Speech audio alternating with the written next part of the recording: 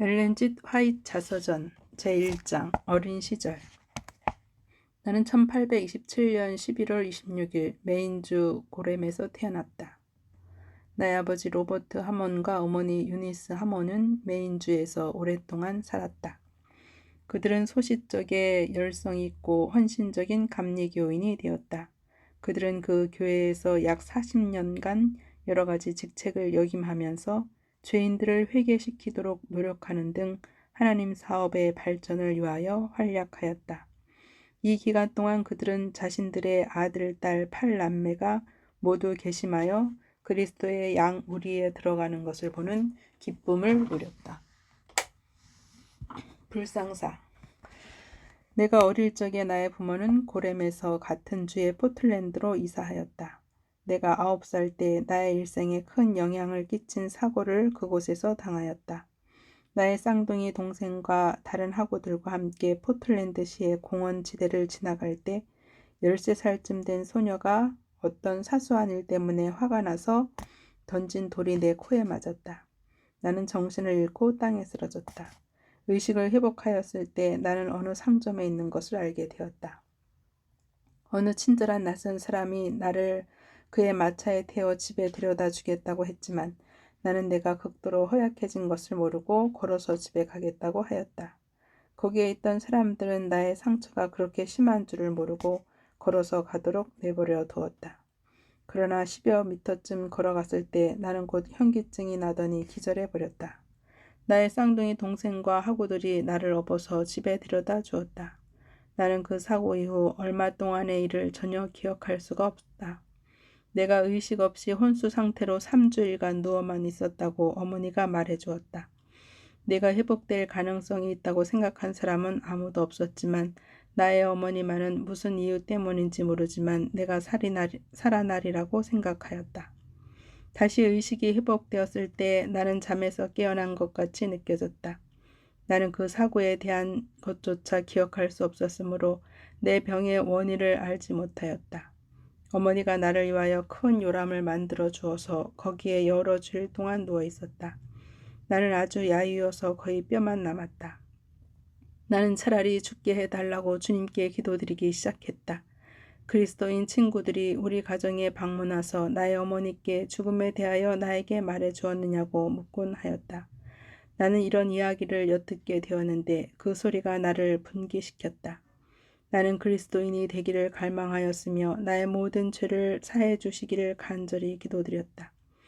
나는 마음의 평안을 느꼈으며 모든 사람을 사랑하게 되었고 모든 사람이 나처럼 그들의 죄를 용서받고 예수님을 사랑하면 얼마나 좋을까라고 생각하였다. 나는 아주 서서히 회복되었다.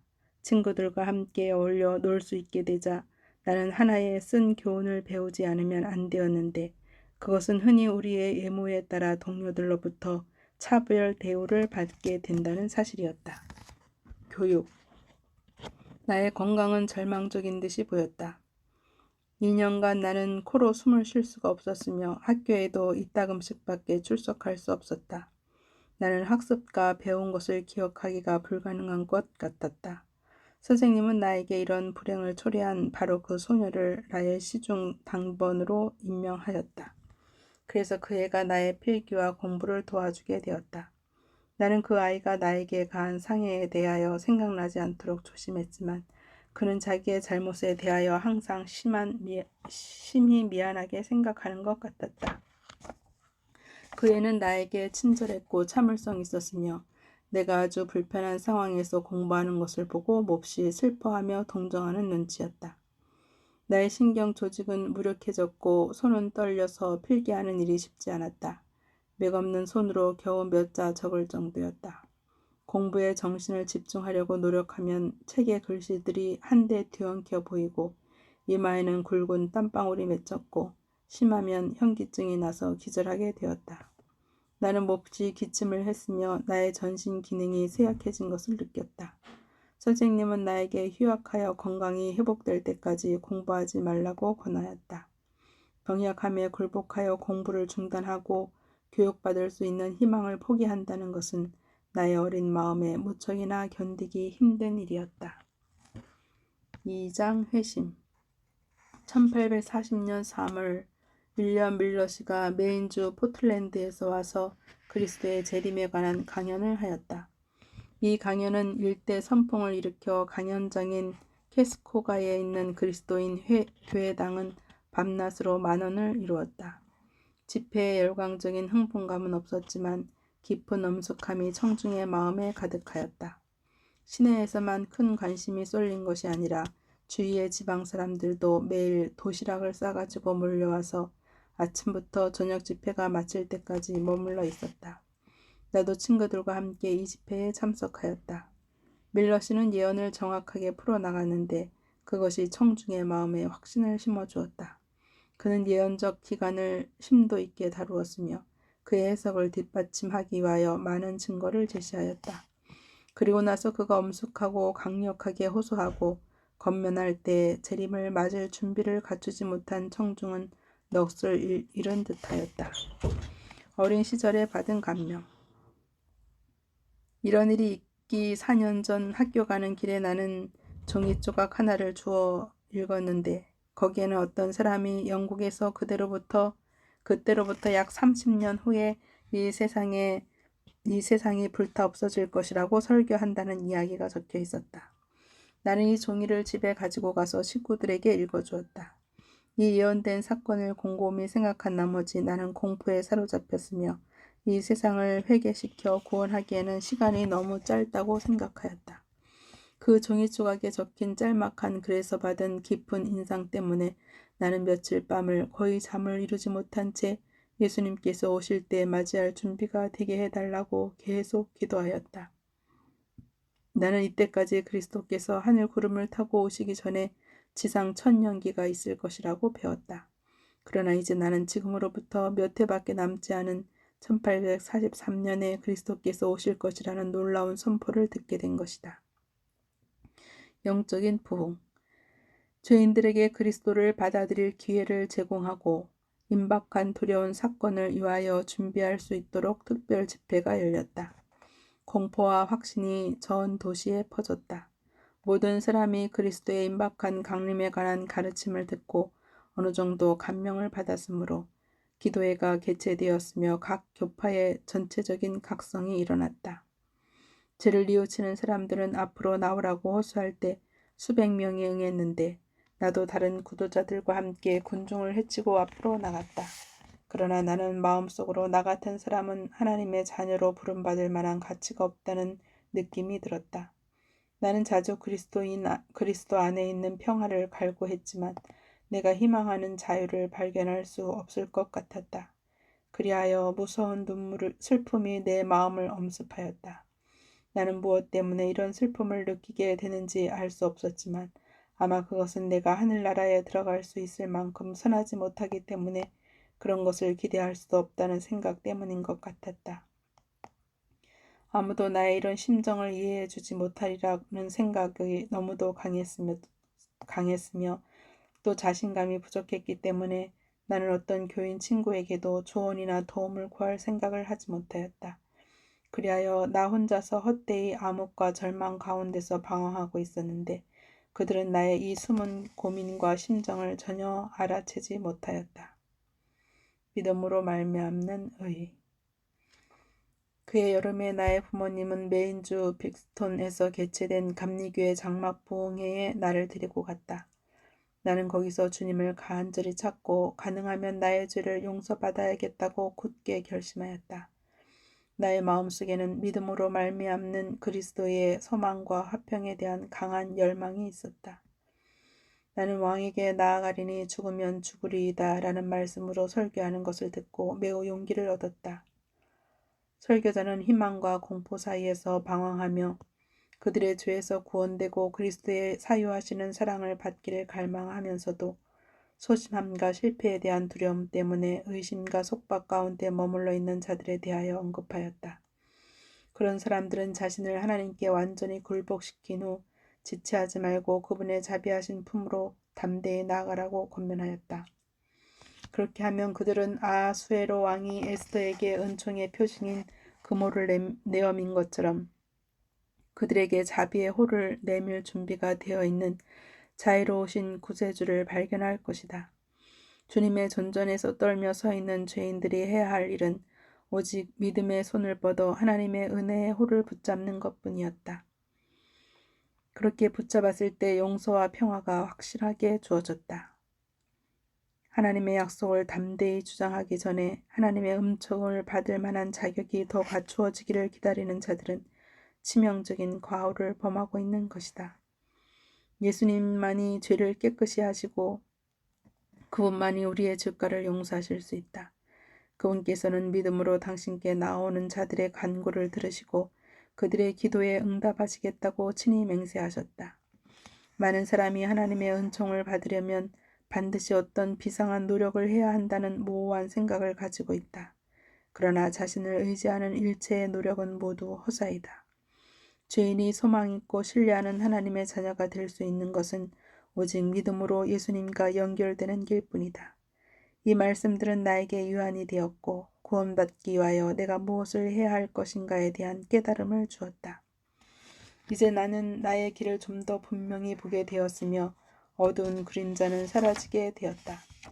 나는 나의 죄를 용서해 주시기를 간절히 구했으며 자신을 완전히 주님께 바치기로 작정하였다.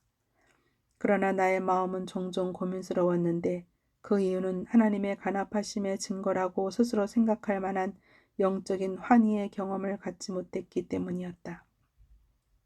이것이 없이는 내가 완전히 회심했다고 믿어지지 않았다. 나는 아직도 믿음의 단순성에 대하여 완전히 깨닫지 못하고 있었다. 무거운 짐이 제거됨. 주님을 찾는 다른 사람들과 함께 강단에서 기도할 때 내 심령에서 우러나오는 말은 오직 예수님 도와주세요. 저를 구해주세요. 그렇지 않으면 멸망합니다. 제 기도가 응답되어 죄를 용서받을 때까지 저는 간구를 그치지 않겠습니다. 라는 말뿐이었다. 나는 어느 때보다도 나의 가련하고 무력한 상태를 절감하였다. 내가 꿇어 기도할 때 무거운 짐이 떠나고 나의 마음은 가벼워졌다. 처음에는 소스라치게 놀라서 나는 내 고민의 무거운 짐을 회상해 보려고 하였다. 나는 기쁨과 행복을 느낄 권리가 없는 것 같았다. 그러나 예수님께서 나에게 아주 가까이 계신 것처럼 느껴졌다.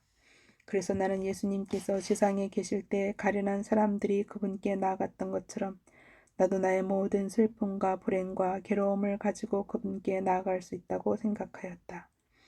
그분께서 바로 나의 이 괴로움을 이해하시고 동정하신다는 확신이 생겼다. 나는 관심을 기울일 만한 가치가 없는 나에게 베푸신 그분의 긍휼하신 사랑에 대한 귀중한 도중을 결코 잊을 수가 없다.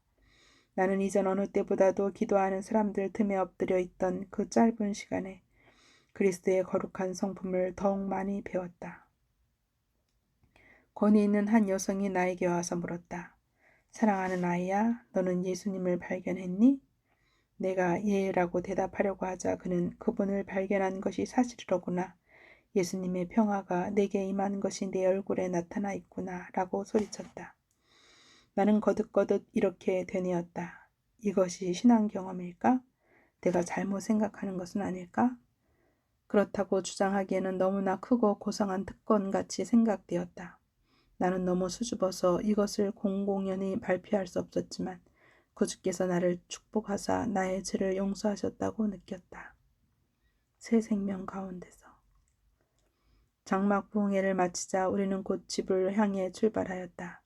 나의 마음은 우리가 들은 많은 설교와 교훈과 기도로 가득하였다. 천연기도 모두 변한 듯하였다. 집회 동안 대부분 흐리고 비가 왔었다. 나의 감정도 날씨와 같았다. 그러나 이제는 태양이 밝고 맑게 빛나 땅 위에 빛과 온기를 내리쏟았다. 나무들과 풀들은 더욱 푸르렀고 하늘은 더욱 파랗게 보였다.